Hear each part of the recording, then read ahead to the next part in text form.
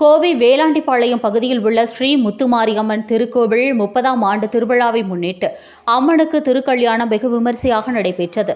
Kovai Velandipalayam Ananda housing colony பகுதியில் உள்ள அருள்மிகு ஸ்ரீ முத்துமாரியம்மன் திருக்கோவில் 30ஆம் ஆண்டு திருவிழா கடந்த வாரம் கணபதி ஹோமம், கம்பம் நடுதலுடன் துவங்கியது. தொடர்ந்து ஒவ்வொரு நாளும் காலை மாலை என்று கோவிலில் சிறப்பு அபிஷேகம் மற்றும் சுவாமி வீதி உலா நடந்தது. தொடர்ந்து அம்மனுக்கு சிறப்பு பூஜைகளாக மாவிளக்கு பூஜை, பொங்கல் பூஜைகளுடன் தீபாராதனை நிகழ்ச்சியும் நடைபெற்றது. இதனைத் தொடர்ந்து விழாவின் முக்கிய நிகழ்வாக அம்மனுக்கு திருக்கல்யாண நிகழ்ச்சியில் ஆயிரக்கணக்கான பக்தர்கள் கலந்து கொண்டனர்.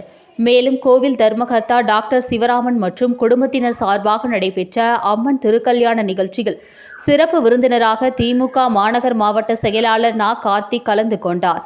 தொடர்ந்து அம்மனுக்கு சிறப்பு அலங்காரத்துடன் மணக்கோலத்தில் திருக்கல்யாண நிகழ்ச்சி நடந்தது. இதில் ஆயிரக்கணக்கான பக்தர்கள் கலந்து கொண்டு சுவாமி தரிசனம் செய்தனர்.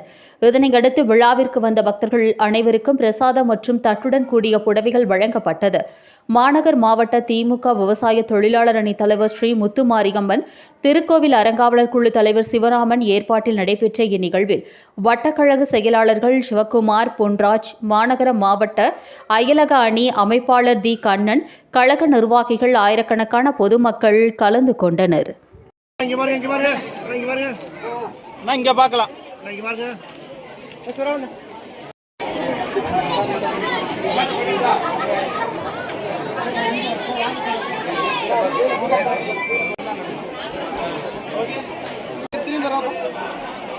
போலீஸ்லாம் வெளியே போக சொல்லுங்க.